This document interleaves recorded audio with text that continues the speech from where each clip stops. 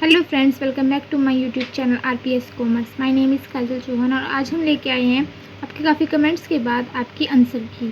तो आपको जो पेपर हुआ था अभी, आपका कॉकरिकुलर का सब्जेक्ट होता है इसमें फिजिकल एजुकेशन एंड योगा, आपकी बीएससी और बीकॉम की ये आंसर की होने वाली है 4th सेमेस्टर की। तो देखो, ये हमारे पास क्वेश्चन बुकलेट सीरीज यहाँ पे डी है, आपके पास ए बी सी भी हो सकती है, तो कुछ ही क्वेश्चन आगे या पीछे होंगे, आप मिला लीजिएगा, आपको सबके आंसर की मिल जाएगी। तो स्टार्ट कर लेते हैं वीडियो को, जिसमें आपके पास क्वेश्चन थे 75। सो ये आपका अब मिनिमम मार्क्स यहाँ पे 75, क्वेश्चन आपके आते हैं 100। तो 100 क्वेश्चन के आंसर की यहाँ पे मिलने वाली है आपको। आपने चैनल को सब्सक्राइब नहीं किया तो चैनल को भी सब्सक्राइब कर दिए, इससे आने वाली वीडियो की नोटिफिकेशन आप तक पहुँच जाएगी। तो देखिए, सबसे पहला क्वेश्चन यहाँ पे हमारा था कि योग अभ्यास के क्या लाभ हैं। तो योग अभ्यास के जो यहाँ पे लाभ दिए गए, सबसे पहले है व्यक्तिगत विकास, रोग मुक्त या उपरोक्त दोनों। तो जिसने उपरोक्त दोनों लगाया उसका राइट जाएगा, क्योंकि ऑप्शन नंबर आपका सी यहाँ पे बिल्कुल करेक्ट होने वाला है। ठीक है, फिर क्वेश्चन आपका सेकंड बन रहा है कि क्या योग के माध्यम से आर्थिक विकास संभव है। तो यस, योग के माध्यम से हमारा आर्थिक विकास संभव है। तो जिन्होंने ऑप्शन ए लगाया उनको बिल्कुल सही होने वाला है। फिर क्वेश्चन नंबर थर्ड आता है कि योग के अनुसार भारतीय दर्शन को हम मुख्यतः किस धाराओं में विभाजित कर सकते हैं। तो इसका ऑप्शन नंबर होगा सी, यानी कि 8।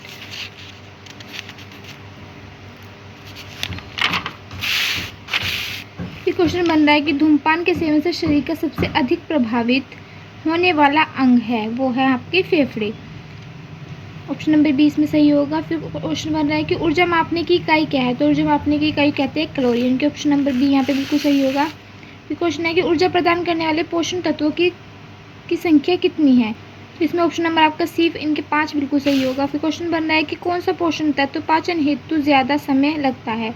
ये कौन सा ऐसा पोषण तत्व है जिससे उनके पचाने हेतु ज़्यादा समय लगता है। तो वो होता है वसा आपका। तो ऑप्शन नंबर ए इसमें बिल्कुल सही होगा। फिर क्वेश्चन बन रहा है कि वैश्विक स्तर पर मनोरंजन का पिता निम्न में से किसे कहा जाता है। तो उसे कहा जाता है जोसेफ ली को, कि ऑप्शन नंबर सी आपका बिल्कुल सही होगा। फिर मनोरंजन का संबंध क्रियाओं से नहीं सर्वांगों से है, यह कथन किसका था। ये कथा जॉन डीवी का, इनके ऑप्शन नंबर सी। फिर क्वेश्चन बन रहा है आपका कि विश्व मनोरंजन क्रांति का प्रारंभ निम्न में से किस देश में हुआ। तो वो होता है यूएसए, इनके ऑप्शन नंबर ए से बिल्कुल सही होगा। फिर क्वेश्चन है कि निम्न में से भारत में सबसे पहले किस संस्था द्वारा स्नातक की डिग्री प्रारंभ की गई थी। तो आपका YMCA चेन्नई में जो थी उससे सबसे पहले स्टार्ट की थी। ठीक है, तो ऑप्शन नंबर सी इसमें सही होगा आपका। फिर ये क्वेश्चन बन रहा है कि मनोरंजन का सिद्धांत निम्न में से किससे दिया है। तो इसमें ऑप्शन नंबर आपका सी, मैकडूगल आपका बिल्कुल सही होने वाला है।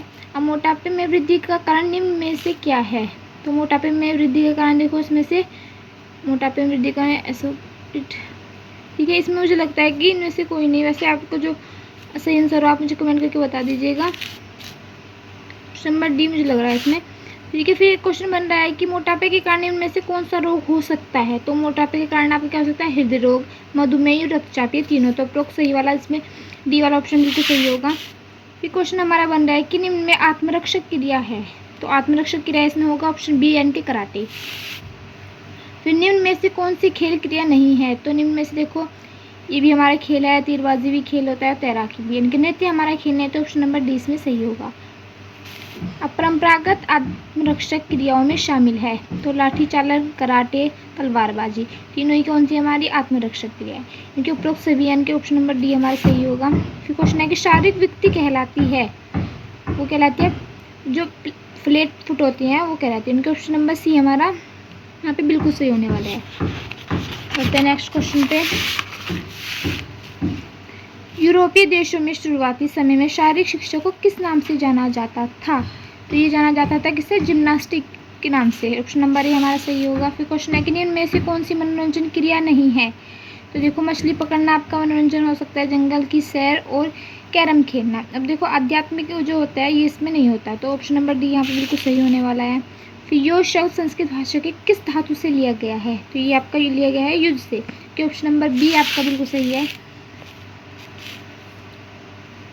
फिर क्वेश्चन बन रहा है कि मोटापे का आकलन किसके माध्यम से किया जाता है। वो किया जाता है BMI के द्वारा। ऑप्शन नंबर ए यहाँ पे सही होगा। अच्छे व्यायाम कार्यक्रम में क्या क्या सम्मिलित हो सकता है। देखो, शक्ति प्रशिक्षण, लचीलापन, इनके उपरोक्त सभी। उपरोक्त दोनों, इनके ऑप्शन नंबर सी आपका बिल्कुल सही है। फिर भूख को कम करने वाले हार्मोन्स कौन सा होता है, वो होता है लिप्टिन, इनके ऑप्शन नंबर बी आपका बिल्कुल सही है।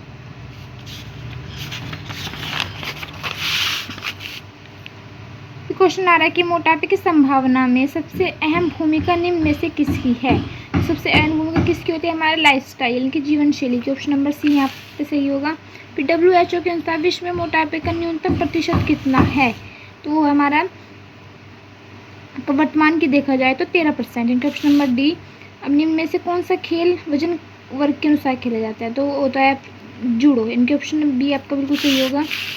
फिर क्वेश्चन बन रहा है कि आसनों को करने का सबसे उत्तम समय कौन सा होता है, देखो ये होता है प्रातःकाल का, इनके सुबह के टाइम का, ऑप्शन नंबर सी इसमें बिल्कुल सही होगा। अष्टांग योग में यम द्वारा किसकी वृद्धि होती है, उसमें होती है चित्त की, इनके ऑप्शन नंबर सी इसमें बिल्कुल सही होगा। अब अष्टांग योग में यम के भाग कितने होते हैं, देखो सत्य, अहिंसा और ब्रह्मचर्य तीनों, इनके उपरोक्त सभी, ऑप्शन नंबर डी यहाँ पे बिल्कुल सही होगा। प्यारा है कि आसनों को किन किन अवस्थाओं में किया जाता है, देखो बैठकर, लेटकर, खड़े होकर, तीनों अवस्थाओं में, इनके ऑप्शन नंबर डी यहाँ पे बिल्कुल सही होगा। क्वेश्चन आ रहा है कि शारीरिक स्वस्थता के अवयव कितने बताए गए हैं, बताए गए हमारे यहाँ पे 5, इनके ऑप्शन नंबर ए हमारा सही होगा। अब मोटापा निम्न में से किस प्रकार की बीमारी है, तो ये कौन सी होती है, अधिग्रहित रोग, यानी कि ऑप्शन नंबर बी सही होगा। स्कूल बच्चों में मोटापे का प्रमुख कारण क्या होता है, कि ज़्यादा भोजन, फास्ट फूड और निष्क्रिय रहना, इनके उपरोक्त सभी, यहाँ पे डी वाला ऑप्शन सही होगा। क्वेश्चन बन रहा है कि शारीरिक शिक्षा का लक्ष्य क्या होता है, तो शारीरिक शिक्षा का लक्ष्य होता है को मानसिक स्वास्थ्य का विकास, शारीरिक और संवेदनात्मक के उपरोक्त सभी, ऑप्शन नंबर डी यहाँ पे सही होने वाला है।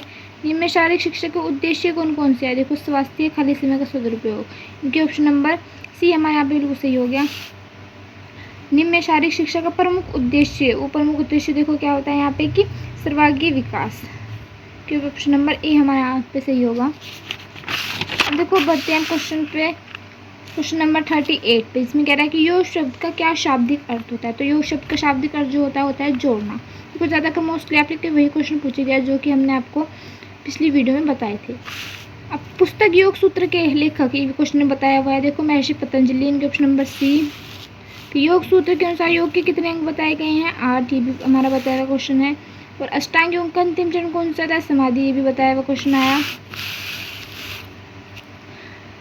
अष्टांग योग के 5वें चरण कौन सा होता है प्रत्याहार, ये भी बताया हुआ क्वेश्चन है। योग का क्षेत्र कैसा माना गया है, व्यापक, ये भी बताया हुआ क्वेश्चन है।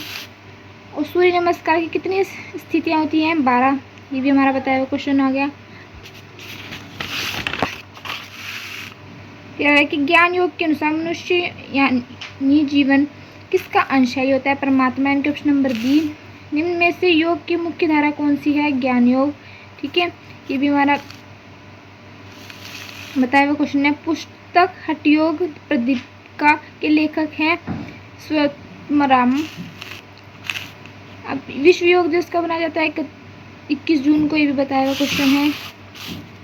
क्वेश्चन आ रहा है कि भुजंग आसन किस अवस्था में किया जाता है, बताया हुआ क्वेश्चन, ये भी लेट कर, ठीक है।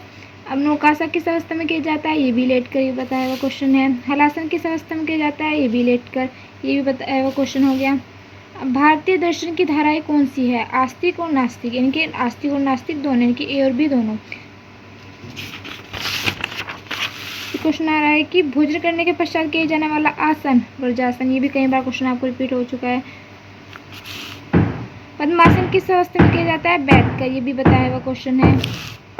मस्तिष्क को आराम देने के लिए किया जाने वाला आसन कौन सा होता है, श्वासन, इनके भी बताया हुआ हमारा क्वेश्चन हो गया। अब क्वेश्चन आ रहा है कि मकरासन किस अवस्था में किया जाता है लेटकर, और किस आसन के करने से लंबाई में वृद्धि होती है, होता है ताड़ासन। प्राणायाम की अवस्था जो होती है वो होती है पूरक, कुंभक और रेचक, ये तीनों, इनके उपरोक्त सभी।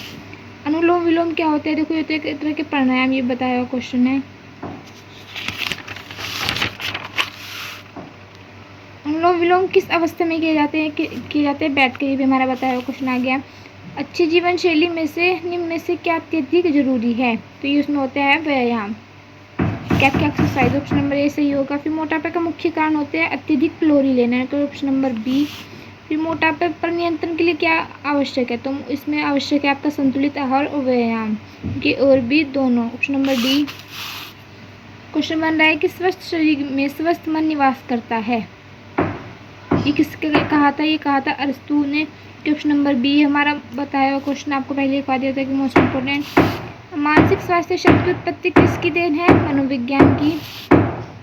समाधि की अवस्था को प्राप्त कर लेना ही योग है, यह परिभाषा किसकी थी? ये थी योग वरिष्ठ की, यानी कि ऑप्शन नंबर ए आपका सही है। क्वेश्चन बन रहा है कि शारीरिक शिक्षा वह शिक्षा जो शरीर के द्वारा शरीर के लिए होती है, परिभाषा किसकी देन है? ये परिभाषा दी थी सार्जेंट नेतु के द्वारा, यानी कि option number A. Swami Vivekananda ji के द्वारा व्यक्ति के कितने भागों में बांटा गया है? 2 भागों में, ठीक है, ऑप्शन नंबर सी सही होगा।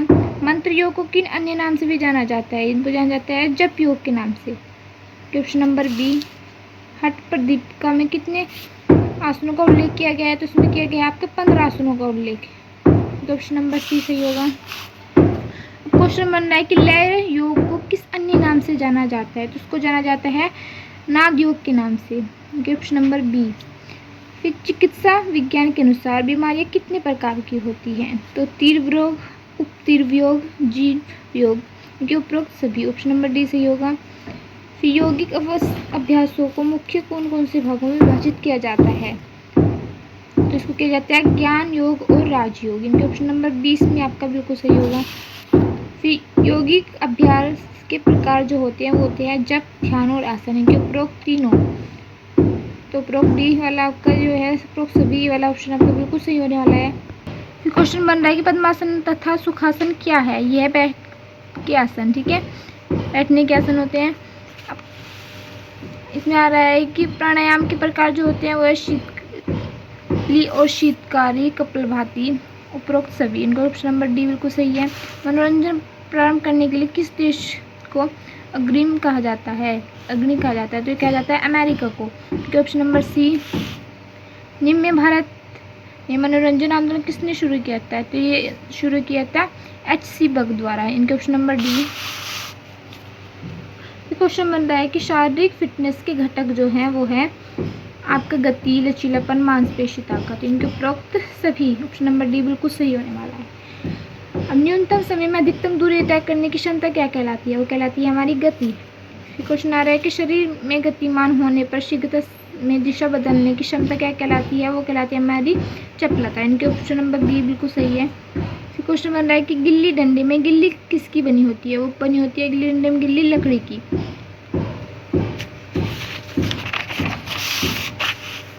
फिर क्वेश्चन आ रहा है कि गिल्ली डंडे में खेल में कितने खिलाड़ी, ये गिल्ली डंडा खेल में खिलाड़ी किस प्रकार खेलते हैं? वो खेलते हैं टीम बनाकर। अब आ रहा है कि गिल्ली डंडे में कोई खिलाड़ी कैसे आउट हो सकता है? तो होता है कैच के द्वारा, ऑप्शन नंबर ए। गिल्ली डंडे की एक टीम में कितने अधिकतम खिलाड़ी खेल सकते हैं? तो उसमें कितने भी इनके असीमित, ऑप्शन नंबर सी सही होगा। फिर गिल्ली डंडा खेल किसमें खेला जाता है? तो ये खेला जाता है मैदान में, क्योंकि ऑप्शन नंबर बी। निम्न में परंपरागत खेल नहीं है, देखो स्टेपू, कंचे, गुट्टे, तो क्रिकेट इसमें परंपरागत खेल नहीं है, ऑप्शन नंबर डी बिल्कुल सही होगा। अब कंचे किससे बने होते हैं? बने होते हैं कांच से। अब कंचे खेल कौन कौन खेल सकते हैं? देखो महिला पुरुष तो लोग दोनों खेल सकती हैं, ठीक है।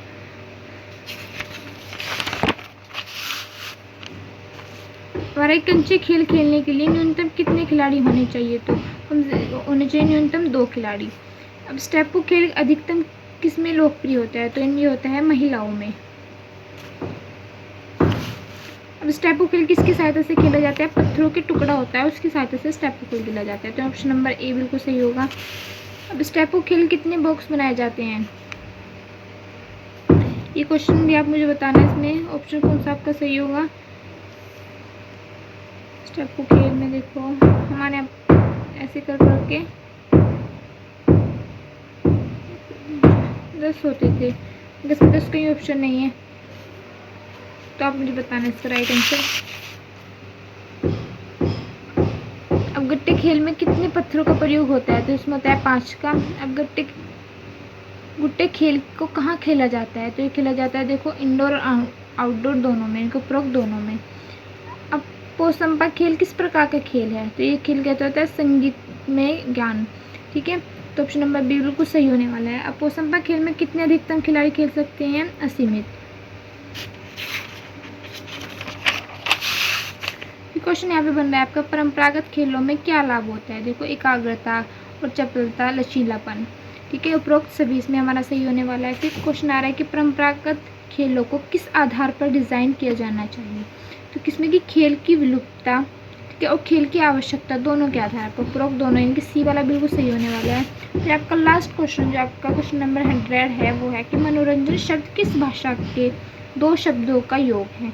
जो मनोरंजन शब्द वो है आपका लैटिन भाषा के। यहाँ पे देखो आपके क्वेश्चन ये पूरी कंप्लीट हो गई आपके आंसर की। अब आपके कितने आपके सही गए हमें कमेंट करके बताना। और कैसी आपको हमारी वीडियो लगी भी कमेंट करके, वीडियो को लाइक करके चैनल को भी सब्सक्राइब कर दीजिए, वीडियो को अपने फ्रेंड्स में भी शेयर कर दीजिए।